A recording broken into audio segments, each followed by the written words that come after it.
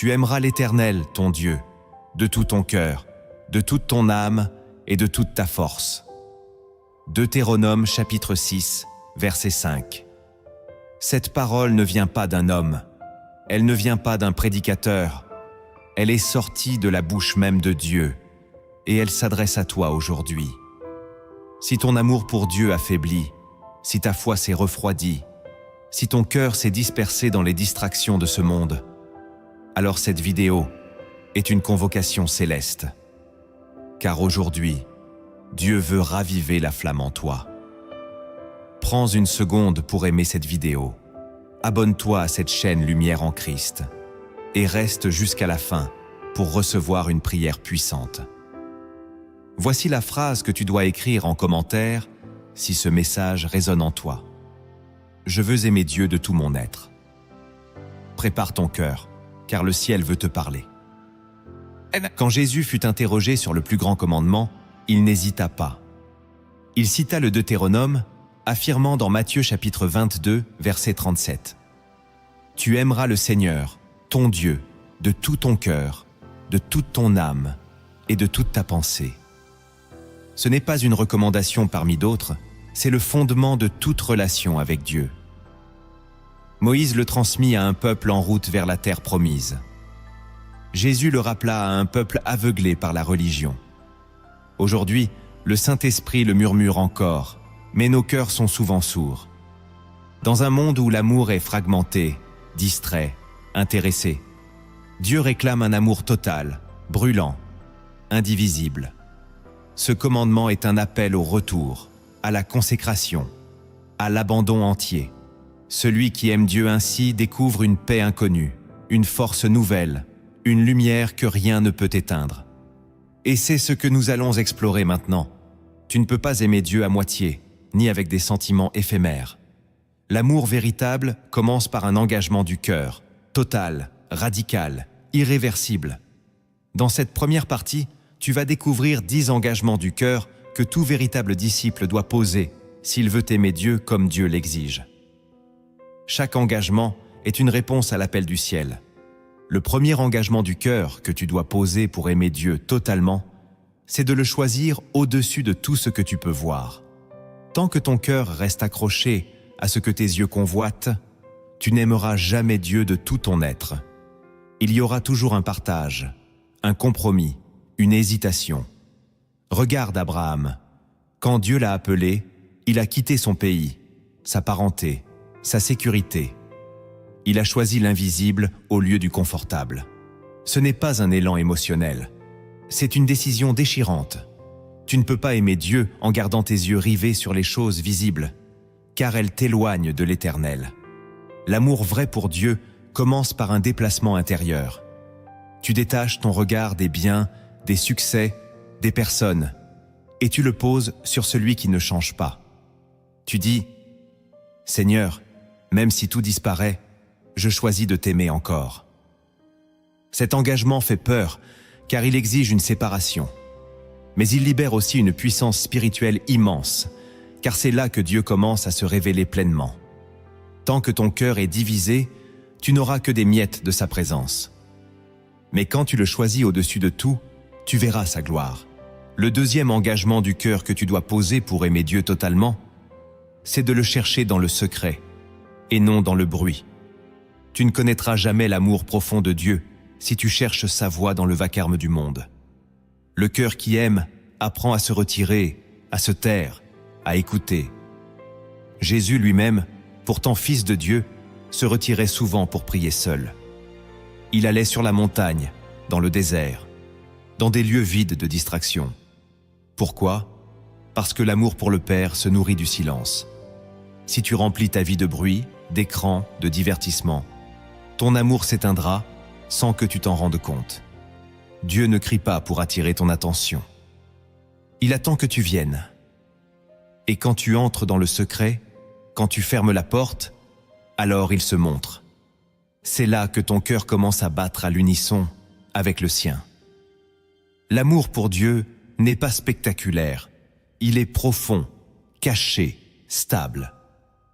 Celui qui s'engage à chercher Dieu dans le silence découvre des profondeurs que les foules ne verront jamais. C'est dans le secret que les racines de l'amour grandissent. C'est là que naît la fidélité. Le troisième engagement du cœur que tu dois poser pour aimer Dieu totalement, c'est de renoncer à l'amour des hommes. Tant que tu veux plaire au monde, tu n'aimeras jamais Dieu comme il le mérite. Jésus l'a dit sans détour. Comment pouvez-vous croire, vous qui tirez votre gloire les uns des autres et qui ne cherchez pas la gloire qui vient de Dieu seul? Jean chapitre 5, verset 44. L'amour de Dieu est exclusif. Il ne partage pas la place avec l'opinion des autres. Si tu vis pour être accepté, applaudi, reconnu, tu seras toujours esclave. Et l'esclave ne peut pas aimer librement. Aimer Dieu, c'est choisir sa gloire au-dessus de ton image. C'est dire « Je préfère être rejeté par les hommes que tiède devant Dieu ». C'est ce qu'ont fait les prophètes. C'est ce qu'a fait Jésus lui-même. Celui qui s'engage à aimer Dieu doit briser en lui la dépendance à l'approbation. Ce n'est pas un chemin facile, mais c'est un chemin de vérité.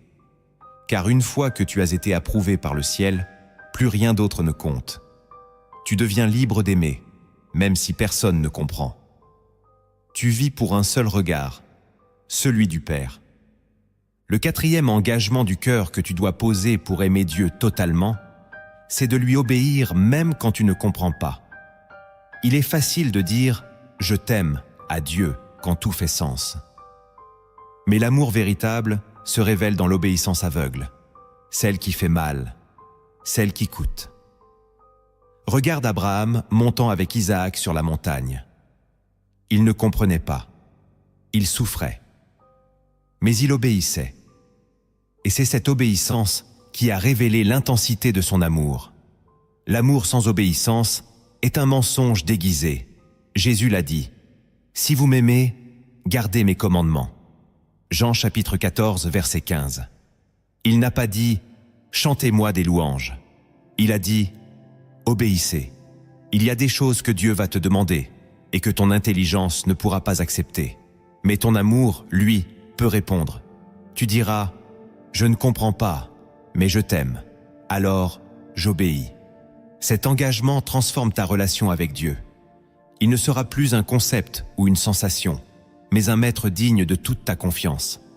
Et cette confiance, une fois déposée dans l'obéissance, fait naître une intimité puissante entre ton cœur et le sien. Tu n'as pas besoin de tout comprendre pour aimer, tu as seulement besoin de tout lui donner. Le cinquième engagement du cœur que tu dois poser pour aimer Dieu totalement, c'est de purifier ton cœur des amours concurrents. Le cœur de l'homme est un autel, et Dieu ne partage pas son trône. Tu ne peux pas dire « je t'aime » à Dieu tout en gardant des idoles dans ton intimité. Une idole, ce n'est pas toujours une statue ou une religion païenne. C'est tout ce que tu aimes plus que Dieu. Cela peut être une personne, une ambition, une addiction, une blessure que tu refuses de lâcher. Jésus a dit « Nul ne peut servir deux maîtres ». Matthieu chapitre 6, verset 24. L'amour pour Dieu exige une purification radicale. Cela ne se fait pas en un jour, mais cela commence par une prière honnête. « Seigneur, montre-moi ce qui vole ta place en moi. » Et quand il te le montre, tu dois choisir. Tu dois briser les chaînes, brûler les ponts, renverser les autels. Ce processus est douloureux, mais glorieux. Car plus ton cœur est pur, plus l'amour pour Dieu devient intense, brûlant, réel. Tu passes d'un amour de surface à une passion sainte. Et c'est là que tu peux dire « Je t'aime, Seigneur », et rien ne te remplacera. Écris en commentaire si tu ressens cet appel. Je veux purifier mon cœur pour que Dieu en soit l'unique roi. Le sixième engagement du cœur que tu dois poser pour aimer Dieu totalement, c'est de te souvenir de lui dans chaque saison. Trop de croyants aiment Dieu seulement quand tout va bien. Leur amour dépend du confort, des bénédictions, des réponses visibles à leurs prières. Mais le véritable amour se prouve dans la constance. Dans Deutéronome chapitre 8, verset 11, Dieu avertit son peuple. « Garde-toi d'oublier l'Éternel, ton Dieu. » L'oubli spirituel est un poison subtil. Il naît dans l'abondance, mais il s'installe aussi dans les tempêtes. Aimer Dieu, C'est se rappeler qui il est, même quand tu ne sens plus sa présence. C'est refuser de murmurer dans l'épreuve et de t'enorgueillir dans la victoire. C'est bénir son nom dans la vallée comme sur la montagne. C'est lire sa parole, non pas quand tu en as envie, mais parce qu'il est digne chaque jour. L'amour pour Dieu se nourrit de mémoire. Chaque miracle, chaque délivrance, chaque consolation passée est une pierre d'autel sur laquelle tu bâtis ta fidélité. Celui qui se souvient aime avec profondeur, avec gratitude, avec foi. Ne laisse pas ton cœur devenir ingrat. Rappelle-toi qui est ton Dieu, et tu l'aimeras d'une manière que le temps ne peut pas éteindre. Le 7e engagement du cœur que tu dois poser pour aimer Dieu totalement, c'est de renoncer à te prendre pour ton propre Dieu. Tant que tu veux contrôler ta vie, ta destinée, tes choix, tu n'aimeras pas Dieu. Tu t'aimeras toi-même. Aimer Dieu, c'est lui céder le gouvernail, même si tu ne connais pas la direction. C'est reconnaître qu'il sait mieux que toi. Dans Jacques chapitre 4, verset 6, il est écrit « Dieu résiste aux orgueilleux, mais il fait grâce aux humbles. » Le cœur orgueilleux aime l'idée de Dieu, mais refuse sa souveraineté. Le cœur humble, lui, s'abandonne. Il dit « Seigneur, même si mes plans tombent, je choisis ta volonté. » Cet engagement te dépouille, mais il t'élève aussi. Il te libère de l'illusion du contrôle et t'introduit dans la paix de la soumission. Ce n'est pas une soumission servile, mais amoureuse. Tu n'es pas un esclave qui obéit par peur. Tu es un fils ou une fille qui obéit par amour. Aimer Dieu, c'est lui donner non seulement ton cœur, mais aussi ton trône intérieur. Tu n'es plus au centre. Il l'est. Et c'est là que commence la vraie liberté. Le 8e engagement du cœur que tu dois poser pour aimer Dieu totalement, c'est de lui consacrer ton corps. L'amour pour Dieu ne peut pas rester spirituel ou abstrait. Il doit toucher ton quotidien, tes gestes, tes choix, ton comportement. Dans Romains chapitre 12, verset 1, l'apôtre Paul supplie les croyants en disant « Je vous exhorte à offrir vos corps comme un sacrifice vivant, saint, agréable à Dieu. » Le corps est un temple, pas un terrain neutre. Ce que tu fais avec lui reflète ton amour pour Dieu. Ton regard, ta langue, ton attitude, ta sexualité, ta manière de traiter les autres, tout cela révèle la vérité de ton engagement. Tu ne peux pas dire « je t'aime » à Dieu et continuer à nourrir ta chair sans repentir. Consacrer ton corps, c'est dire « Seigneur, prends aussi mes membres, qu'ils te glorifient. » Ce n'est pas légaliste, c'est l'expression d'un amour réel, entier, incarné. L'amour biblique est obéissant, et l'obéissance passe par ton comportement. Si ton cœur est à Dieu, ton corps ne peut pas être abandonné au monde. Ce que tu fais quand personne ne regarde est souvent la vraie mesure de ton amour. Offrir ton corps, c'est offrir ta vie entière. Et c'est là que le feu descend. Le 9e engagement du cœur que tu dois poser pour aimer Dieu totalement, c'est de l'aimer même quand il te discipline. L'amour que Dieu te porte est un amour qui corrige, qui façonne, qui transforme. Et ce processus n'est jamais agréable à la chair. Hébreux chapitre 12, verset 6 dit « Le Seigneur corrige celui qu'il aime, et il châtie tous ceux qu'il reconnaît pour ses fils. » Si tu refuses la correction, tu refuses l'amour, et si tu refuses l'amour de Dieu, tu ne peux pas lui rendre un amour entier. Beaucoup abandonnent Dieu dès qu'ils les confrontent. Mais ceux qui l'aiment restent même dans la douleur. Ils comprennent que derrière la discipline se cache une tendresse éternelle. Le cœur qui aime Dieu dit « Merci de me reprendre, même si ça me fait mal, car je sais que tu veux me sauver de moi-même. » Cet engagement brise l'orgueil, tue la rébellion, ouvre la porte à la maturité spirituelle. Tu passes de l'enfant capricieux au fils obéissant. Et c'est là que tu deviens un homme ou une femme selon le cœur de Dieu.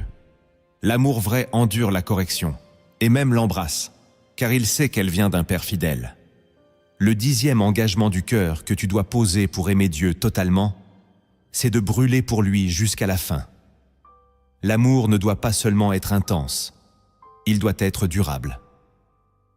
Jésus a reproché à l'église d'Éphèse dans Apocalypse chapitre 2 verset 4 « Tu as abandonné ton premier amour. » Ce n'est pas un péché spectaculaire, c'est un refroidissement progressif. Un oubli lent. Un cœur qui s'endort. Tu peux faire encore des œuvres, dire les bonnes paroles, mais si l'amour n'est plus au centre, Dieu n'est plus honoré. Aimer Dieu jusqu'à la fin, c'est raviver sans cesse la flamme. C'est choisir de rester fidèle quand les autres se détournent. C'est cultiver un feu intérieur même dans les saisons sèches. Ce n'est pas ton émotion qui doit guider ton amour, c'est ta décision. Tu dis « Je t'aimerai encore demain, même si mes prières ne sont pas exaucées. » Cet engagement est la preuve d'une alliance véritable. Ce n'est pas un amour de circonstance, c'est une passion éternelle. Et celui qui aime Dieu jusqu'au bout recevra la couronne de vie, car l'amour qui persévère est l'amour que Dieu honore. Si tu veux que ton feu ne s'éteigne jamais, veille sur ton cœur chaque jour. Aimer Dieu ne repose pas seulement sur ce qui est visible ou évident. Il y a des profondeurs que seul le Saint-Esprit peut révéler à ceux qui le cherchent ardemment. Dans cette deuxième partie, tu vas découvrir 10 lumières scellées dans l'esprit, des révélations intérieures qui transforment l'âme et réveillent un amour pur, stable et indestructible. La première lumière scellée dans l'esprit que tu dois recevoir, c'est que l'amour véritable pour Dieu commence là où ton amour humain atteint ses limites. Tant que tu t'appuies sur tes émotions, tu ne peux pas aimer Dieu avec persévérance. Ton cœur est inconstant, influencé par les saisons, blessé par les échecs, distrait par le monde. Mais l'amour que Dieu réclame est enraciné dans l'esprit. Ce n'est pas une passion temporaire, mais une alliance intérieure. Romains chapitre 5, verset 5 dit « L'amour de Dieu est répandu dans nos cœurs par le Saint-Esprit ». Ce verset ne parle pas d'un effort humain, mais d'une infusion céleste. Cela signifie que ton cœur naturel ne peut pas aimer Dieu comme il le mérite. Il doit être transformé, élargi, régénéré par l'Esprit. Voilà pourquoi certains abandonnent leur foi. Ils essayaient d'aimer avec la chair. Mais la chair se lasse, doute, trahit. Seul l'Esprit peut enseigner ton cœur à aimer sans se fatiguer. Et pour cela, tu dois d'abord reconnaître ton incapacité. Dire à Dieu « Je ne sais pas t'aimer, alors enseigne-moi ». Cette confession ouvre la porte à une œuvre profonde. L'amour divin ne naît pas dans l'effort, mais dans la dépendance. Il coule quand tu laisses l'esprit prendre racine. Alors ton amour cesse d'être émotionnel et devient inébranlable. Tu n'aimes plus seulement pour ce que Dieu te donne, mais pour ce qu'il est. La deuxième lumière scellée dans l'esprit que tu dois recevoir, c'est que l'amour pour Dieu grandit dans l'épreuve, pas dans la facilité. Beaucoup pensent que Dieu se révèle dans le confort, les bénédictions, les prières exaucées. Mais la Bible nous montre une autre réalité. L'amour purifié passe par le feu. Regarde Job, il a tout perdu. Et pourtant il a dit « L'Éternel a donné, l'Éternel a repris, que le nom de l'Éternel soit béni. » Job chapitre 1, verset 21. Ce n'est pas un amour de surface, c'est un amour forgé dans la douleur. Ce genre d'amour naît quand tout s'effondre, mais que Dieu reste ta seule fondation. L'épreuve révèle si tu aimes Dieu pour lui ou pour ce qu'il fait. Elle arrache les illusions, les attachements secondaires, les amours mélangés. L'épreuve est une révélation de ton cœur. Si tu persévères, ton amour devient profond, mûr, saint. L'Esprit utilise la souffrance non pour te détruire, mais pour purifier ton amour. Comme l'or dans la fournaise. Si tu refuses l'épreuve, tu resteras un chrétien superficiel. Mais si tu l'embrasses avec foi, l'amour de Dieu deviendra ton seul appui. Et là, tu comprendras que l'épreuve est un cadeau déguisé, un chemin vers un amour qui ne s'éteint jamais. La troisième lumière scellée dans l'esprit que tu dois recevoir, c'est que l'amour pour Dieu produit l'obéissance radicale. Il ne suffit pas de ressentir, il faut se soumettre. Jésus a dit dans Jean chapitre 14, verset 23, « Si quelqu'un m'aime, il gardera ma parole. » Il n'a pas dit « il chantera, il parlera, il ressentira ». Il a dit « il gardera ma parole ». L'obéissance est le thermomètre spirituel de ton amour. Quand tu refuses de pardonner, de renoncer à un péché, d'obéir à une instruction claire, ce n'est pas un manque de compréhension, c'est un manque d'amour. Le Saint-Esprit révèle cela avec force. Ce n'est pas ton intelligence qui te fait obéir, c'est ton cœur qui aime. Et plus tu aimes, plus tu obéis, même quand c'est difficile. L'obéissance radicale ne vient pas d'une discipline religieuse, mais d'une flamme qui consume tout. C'est dire, même si ça me coûte, je veux te plaire. Ceux qui aiment Dieu ne calculent pas, ils ne négocient pas. Ils disent, parle Seigneur, ton serviteur écoute. Ils obéissent même quand ils ne comprennent pas. Cet amour obéissant fait trembler l'enfer. Car l'ennemi ne craint pas les chrétiens émotifs, mais ceux qui obéissent jusqu'au bout. Si tu veux aimer Dieu, apprends à lui dire oui, même quand c'est dur. Là commence l'amour véritable. La quatrième lumière scellée dans l'esprit que tu dois recevoir, c'est que l'amour pour Dieu est jaloux. Il ne tolère pas de rivaux. Tu ne peux pas aimer Dieu de tout ton cœur et garder des zones réservées, des idoles secrètes, des compromis cachés. Dieu est un Dieu jaloux, non pas par faiblesse, mais par pureté. Exode chapitre 20, verset 5, le déclare clairement. « Car moi, l'Éternel, ton Dieu, je suis un Dieu jaloux. » Ce n'est pas un trait de caractère, c'est une nature divine. Cela signifie que Dieu ne partage pas sa place. Il veut ton cœur tout entier. Si tu dis « je t'aime », mais que tu caches en toi un amour plus grand pour l'argent, une relation, un projet, tu n'aimes pas vraiment. Le Saint-Esprit vient révéler les rivaux du trône. Et quand il te les montre, tu dois les renverser. Tu dois dire « Seigneur, rien ne prendra ta place. » L'amour pour Dieu est un feu qui consume les autres feux. Il ne se contente pas d'un cœur divisé. Il réclame l'exclusivité. Et c'est pour ton bien. Car tout amour qui concurrence Dieu finit par te détruire. Mais l'amour pour Dieu te sanctifie, te libère, te guérit. Plus tu renonces aux rivaux, plus ton cœur devient un sanctuaire. Et là, tu découvres la douceur d'un amour sans partage. La cinquième lumière scellée dans l'esprit que tu dois recevoir, c'est que l'amour pour Dieu transforme ton regard sur le monde.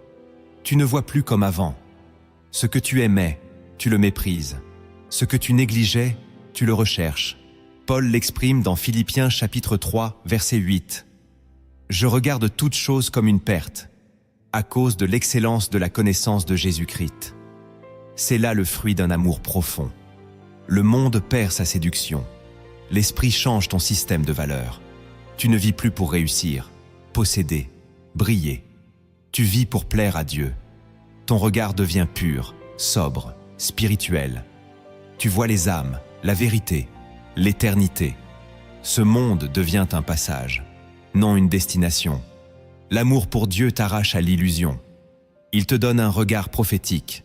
Tu discernes ce qui compte vraiment. Tu refuses les compromissions, les flatteries, les illusions. Tu veux ce qui est vrai, éternel, céleste. Ce regard transforme tes décisions, tes relations, tes priorités. Tu n'es plus attaché à la poussière. Tu cherches les choses d'en haut. Voilà pourquoi aimer Dieu n'est pas un simple sentiment. C'est une révolution intérieure. C'est une lumière qui descend dans ton cœur et éclaire toute ta vie. La sixième lumière scellée dans l'esprit que tu dois recevoir, c'est que l'amour pour Dieu réclame ton temps. Tu ne peux pas aimer Dieu véritablement et lui offrir les miettes de ta journée. L'amour donne la priorité. Jésus se levait avant l'aube pour prier, non pas parce qu'il était contraint, mais parce que son amour pour le Père était plus fort que le sommeil, plus fort que l'agenda, plus fort que tout. Marc chapitre 1, verset 35 nous dit « Vers le matin, pendant qu'il faisait encore très sombre, il se leva et sortit pour aller dans un lieu désert, où il pria. » Ce verset est un miroir. Si tu dis aimer Dieu, mais que ton emploi du temps ne lui accorde qu'un coin discret, ton amour est encore théorique. Aimer Dieu, c'est réorganiser ta vie autour de sa présence. Ce n'est pas vivre normalement et caser Dieu entre deux obligations, c'est bâtir ta vie autour de lui. Le Saint-Esprit révèle ce mensonge subtil. Croire que tu peux aimer sans investir. Or, l'amour biblique coûte du temps, coûte du silence, coûte de l'attention. Plus tu passes du temps avec Dieu, plus ton cœur s'ouvre, plus l'amour se creuse. Et ce temps devient source de paix, de transformation, de direction. Si tu veux aimer Dieu vraiment, commence par sanctifier tes heures. Crée un espace où rien d'autre n'entre. Ce lieu deviendra ton refuge, ton feu, ton sanctuaire. Là, ton amour deviendra vivant. La 7e lumière scellée dans l'esprit que tu dois recevoir, c'est que l'amour pour Dieu libère ton âme de la peur. La peur est un poison qui éteint la foi, étouffe la prière, paralyse l'obéissance. Mais quand l'amour de Dieu remplit ton cœur, la peur recule. Première épître de Jean chapitre 4, verset 18 déclare « Il n'y a pas de peur dans l'amour, mais l'amour parfait bannit la peur. » Ce verset est une bombe spirituelle. Il nous révèle que le remède contre l'angoisse n'est pas la volonté, ni la distraction, mais l'amour. Quand tu sais que Dieu t'aime et que tu l'aimes en retour, tu n'as plus peur du rejet, de l'avenir, du jugement. Tu es ancré dans une relation qui t'enveloppe, te sécurise, te porte. Cet amour ne t'éloigne pas de Dieu quand tu tombes, il te pousse à courir vers lui. Il t'apprend que Dieu n'est pas un juge cruel, mais un Père qui veut ton cœur. L'amour pour Dieu crée une confiance inébranlable. Tu sais qu'il est bon, qu'il ne t'abandonnera pas, qu'il conduit tout pour ton bien. Et plus cet amour grandit en toi, plus la peur perd son pouvoir. Tu ne vis plus sous la menace, mais sous la grâce. La 8e lumière scellée dans l'esprit que tu dois recevoir, c'est que l'amour pour Dieu réveille en toi un zèle sacré. L'amour n'est pas passif. Il brûle, il agit, il témoigne. Jésus, animé d'un amour total pour le Père, est entré dans le temple et a renversé les tables des marchands. Jean chapitre 2, verset 17 dit « Le zèle de ta maison me dévore ». Ce n'était pas de la colère humaine, c'était une flamme sainte. Quand tu aimes Dieu, tu ne restes pas tiède. Tu ne supportes plus le compromis, la tiédeur, la profanation. Tu veux que sa gloire soit respectée, que son nom soit sanctifié. Ce zèle ne vient pas d'une émotion passagère, mais d'un amour profond. Tu ne cherches pas à impressionner, tu veux défendre l'honneur de ton Père. Le Saint-Esprit éveille ce zèle chez ceux qui aiment vraiment. Il les pousse à témoigner, à servir, à prier avec feu, à jeûner avec intensité. Tu ne veux plus perdre ton temps, tu veux plaire à Dieu. Ce zèle fait peur aux religieux, mais il attire le regard de Dieu, car il révèle un amour qui consume, un cœur qui s'est donné tout entier. Si tu veux aimer Dieu, laisse ce zèle te remplir. La 9e lumière scellée dans l'esprit que tu dois recevoir, c'est que l'amour pour Dieu te rend capable d'aimer les autres comme jamais auparavant. Tu ne peux pas aimer ton prochain sans être rempli de l'amour divin. Jésus a dit que le second commandement est semblable au premier. Tu aimeras ton prochain comme toi-même. Matthieu chapitre 22, verset 39. Cela signifie que l'amour pour Dieu et l'amour pour les autres sont liés. Plus tu aimes Dieu, plus ton cœur s'élargit. Tu pardonnes ce qui était impardonnable. Tu supportes ce qui t'aurait blessé. Tu donnes sans attendre en retour. Car tu n'attends plus ton carburant des hommes. Tu le puises en Dieu. Le Saint-Esprit fait couler l'amour divin dans tes relations humaines. Tu n'es plus centré sur toi. Tu deviens un canal.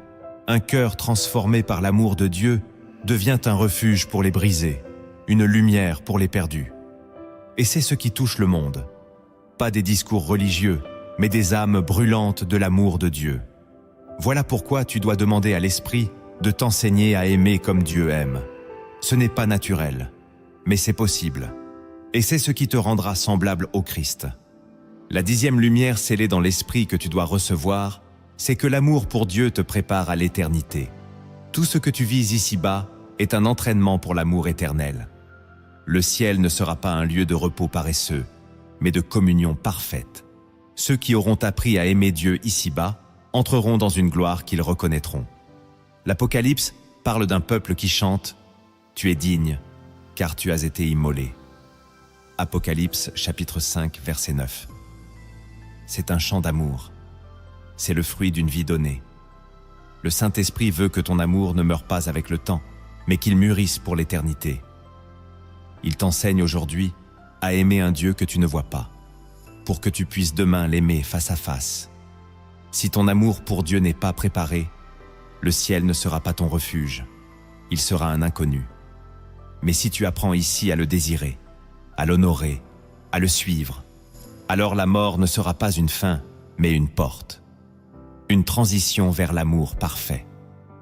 Aimer Dieu, c'est se préparer pour l'éternité. C'est marcher déjà avec celui qu'on verra bientôt. Aimer Dieu véritablement ne s'arrête pas à une émotion ou à une parole. Cela se traduit par des gestes concrets, silencieux, puissants.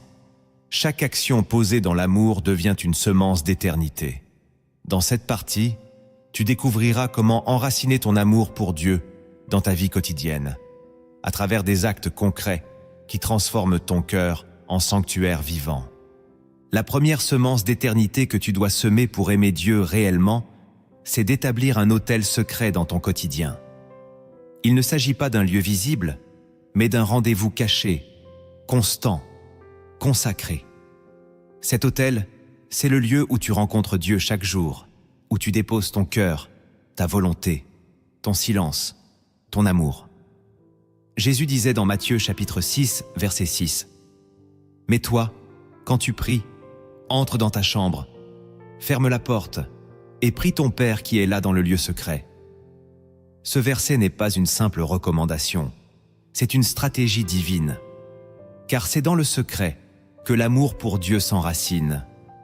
Ton autel peut être un coin de ta maison, un banc dans un parc, une heure dans la nuit. Peu importe le lieu, ce qui compte, c'est la régularité et la vérité. Ce moment devient une flamme intérieure qui réchauffe ton amour chaque jour. Et plus tu t'y rends, plus tu sens que ce lieu n'est pas vide. Dieu y est. Tu n'attends plus une émotion pour prier, tu viens par amour. Tu n'as plus besoin d'un motif précis, c'est l'amour seul qui te pousse. Et dans ce rendez-vous, Dieu te transforme. Il t'écoute, il te façonne, il te parle.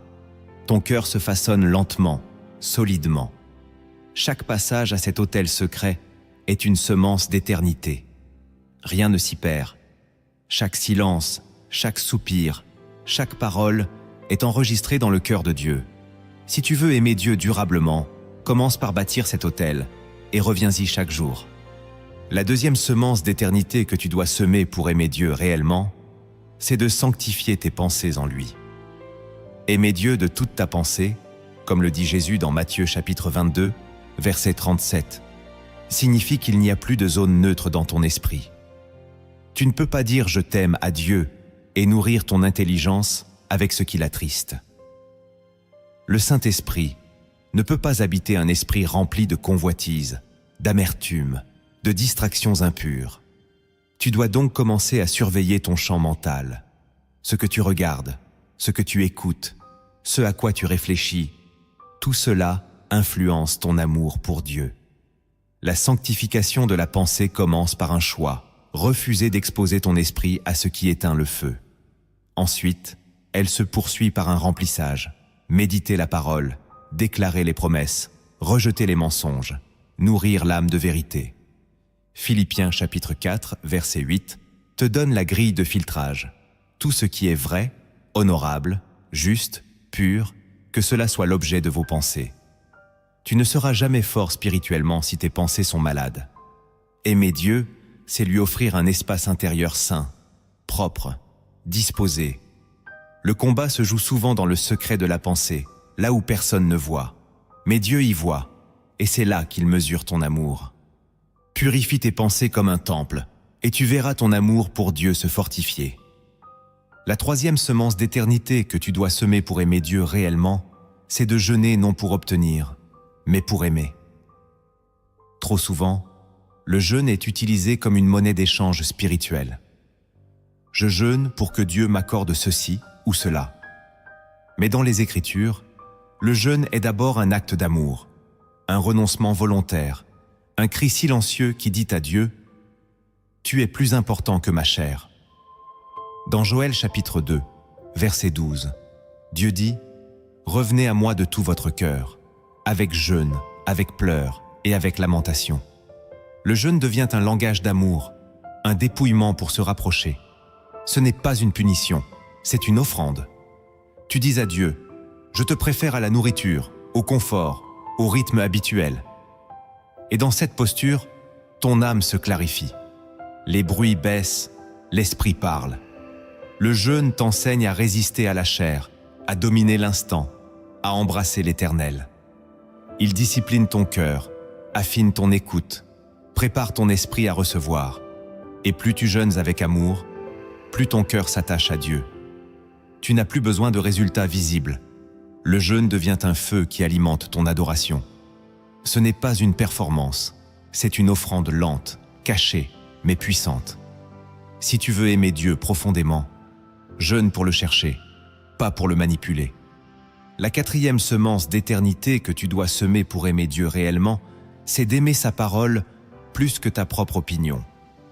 Aujourd'hui, chacun veut avoir raison, défendre sa vision, imposer sa lecture. Mais aimer Dieu, c'est déposer ton raisonnement à ses pieds. C'est dire « Ta parole est la vérité, même si elle me dérange. » Psaume 119, verset 105 dit « Ta parole est une lampe à mes pieds et une lumière sur mon sentier. » Ce n'est pas ta logique, ni ton expérience, qui doit guider tes pas, c'est la parole. Tu ne peux pas aimer Dieu tout en rejetant ce qu'il dit. Le Saint-Esprit t'enseigne à aimer même les versets qui confrontent, même les passages qui brisent. Aimer la parole, c'est la lire, la méditer, la prier, l'annoncer.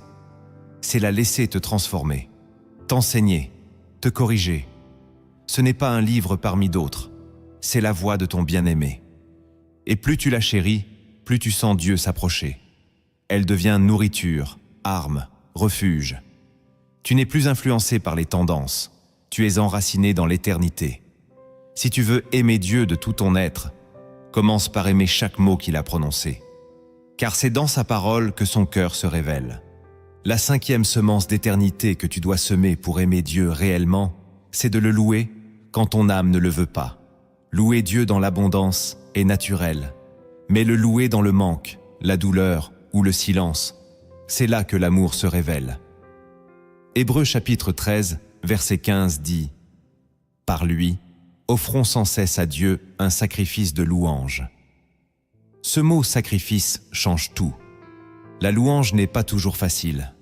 Parfois ton cœur est sec, ton esprit lourd, ton âme fatiguée. Mais quand tu choisis malgré tout d'ouvrir ta bouche, de bénir Dieu, d'exalter son nom, même en larmes, tu sèmes une semence d'éternité. Ce type de louange brise les chaînes invisibles, purifie le cœur, attire la présence de Dieu. Ce n'est plus une louange intéressée, c'est une offrande pure. Elle dit « Tu es digne, même si je ne comprends rien. Tu es bon, même si tout est obscur. » Cette posture touche le ciel. Elle transforme ton cœur. Elle remplace la plainte par la paix. Si tu veux aimer Dieu, commence à le louer non pas parce que tout va bien, mais parce qu'il est digne. Et tu verras ton cœur changer. Louer quand tu n'en as pas envie est peut-être l'acte d'amour le plus grand. La 6e semence d'éternité que tu dois semer pour aimer Dieu réellement, c'est de lui offrir ton pardon comme une offrande d'amour. Tu ne peux pas prétendre aimer Dieu si tu refuses de pardonner à ceux qui t'ont blessé. Le pardon est une réponse directe à l'amour que tu reçois du ciel. Jésus l'a dit clairement dans Matthieu chapitre 6, verset 14. « Si vous pardonnez aux hommes leurs offenses, votre Père céleste vous pardonnera aussi. » Ce n'est pas un conseil, c'est une condition.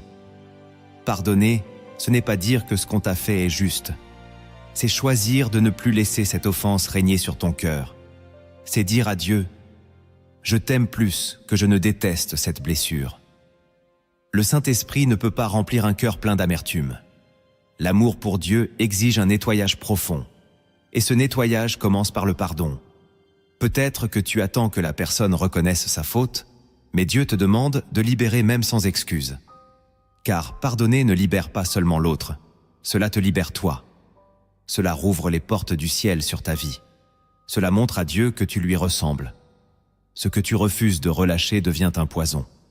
Mais ce que tu offres en pardon devient une semence d'amour. Si tu veux aimer Dieu avec pureté, laisse tomber les chaînes. Dis, je choisis de pardonner, car toi, Seigneur, tu m'as tout pardonné. Et à cet instant, ton amour devient vrai. La 7e semence d'éternité que tu dois semer pour aimer Dieu réellement, c'est de demeurer fidèle quand personne ne regarde. L'amour authentique n'est pas visible uniquement dans les moments publics, dans les cultes ou les prières visibles. Il se révèle dans les choix silencieux, les décisions secrètes, les renoncements inconnus. Luc chapitre 16, verset 10 dit « Celui qui est fidèle dans les moindres choses l'est aussi dans les grandes. » Ce verset dévoile un principe éternel. Dieu regarde ce que personne ne voit. Aimer Dieu, c'est lui rester fidèle dans l'ombre. Quand tu refuses une tentation seule dans ta chambre. Quand tu choisis l'honnêteté même si cela ne rapporte rien. Quand tu gardes ton cœur pur alors que personne ne t'encourage. Ce sont ces moments-là que Dieu compte, mesure, bénit. Le Saint-Esprit habite les détails. Il révèle l'authenticité de ton amour dans les coulisses de ta vie. Et plus tu choisis la fidélité secrète, plus ton amour devient inaltérable.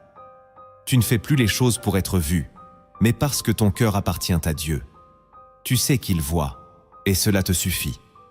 Cette fidélité secrète est une preuve d'alliance. Elle dit à Dieu, « Je t'aime même quand personne ne m'applaudit. Je t'aime même quand c'est dur. Je t'aime parce que tu es digne. » Et cela, le ciel ne l'oublie jamais. Parfois, une image céleste vaut plus que 1000 paroles. Pour te révéler ce qu'est l'amour véritable selon Dieu, laisse-moi te raconter une parabole. Une histoire inspirée d'en haut, dans laquelle se cache un message vivant. Si tu l'écoutes avec ton cœur, elle plantera une graine d'éternité en toi et transformera ta manière d'aimer pour toujours. Il était une fois un homme qui vivait seul dans une vallée aride, entouré de collines pierreuses et d'un ciel sec.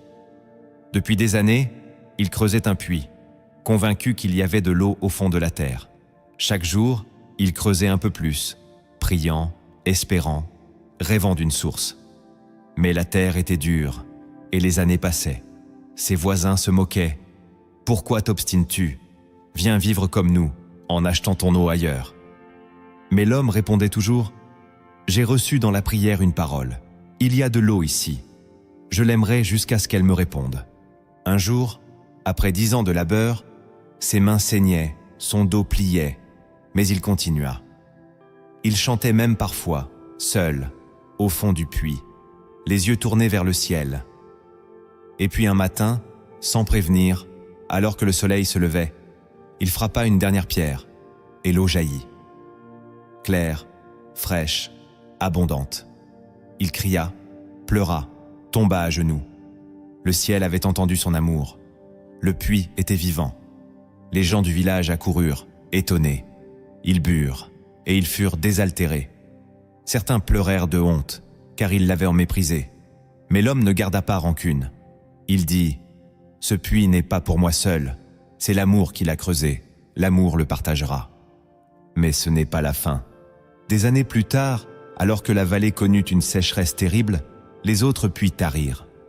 Les camions d'eau ne venaient plus, les gens désespéraient, mais celui du vieil homme continuait à couler. Un jour, son petit-fils lui demanda, « Grand-père, pourquoi ton puits ne s'est jamais tari ?» L'homme sourit et répondit, « Parce que je ne l'ai pas creusé pour moi. Je l'ai creusé pour l'amour de celui qui a créé la source. Et l'amour ne tarit jamais. Tu peux aimer Dieu comme on creuse un puits, en silence, dans l'effort, dans la solitude, sans reconnaissance immédiate. Mais si tu persévères, un jour, l'eau jaillira. Car l'amour authentique ne cherche pas la récompense, il cherche la présence. Le vieil homme de la parabole n'a pas creusé par intérêt, mais par conviction. Son amour a nourri une source invisible, et cette source a béni tout un peuple. Ainsi en est-il de ton amour pour Dieu. Même s'il est ignoré, contesté, moqué, s'il est sincère, il deviendra une rivière d'éternité. Et ce que tu construis dans le secret deviendra une bénédiction publique. Ne cesse jamais de creuser. Ne cesse jamais d'aimer. Le ciel te regarde. Aimer Dieu de tout son cœur, de toute son âme et de toutes ses forces, ce n'est pas une belle idée, c'est une réalité possible. Mais elle ne naît pas dans la légèreté ni dans l'instant. Elle se construit, s'entretient, se renouvelle. À travers les engagements du cœur, les révélations intérieures et les semences concrètes, tu as reçu aujourd'hui un chemin, un appel à revenir à l'essentiel. Car Dieu ne cherche pas ton perfectionnisme religieux, il cherche ton cœur brûlant. Et ce feu ne se nourrit ni de spectacles, ni d'émotions passagères. Il se nourrit de vérité, de silence, de fidélité. Si ton amour affaiblit, Dieu t'appelle à revenir. Si ton feu est encore là, il t'appelle à l'attiser. Et si tu n'as jamais aimé Dieu ainsi, il t'appelle aujourd'hui à commencer. Maintenant, ouvrons ensemble un espace sacré. Que cette prière grave en toi l'amour que Dieu attend. Avant de prier, respire profondément. Détache-toi du monde. Éloigne-toi du bruit. Cette prière n'est pas un rituel, c'est un moment sacré. Elle est pour toi, pour ton cœur, pour ton feu intérieur. Parle à Dieu, écoute-le, laisse-le te traverser.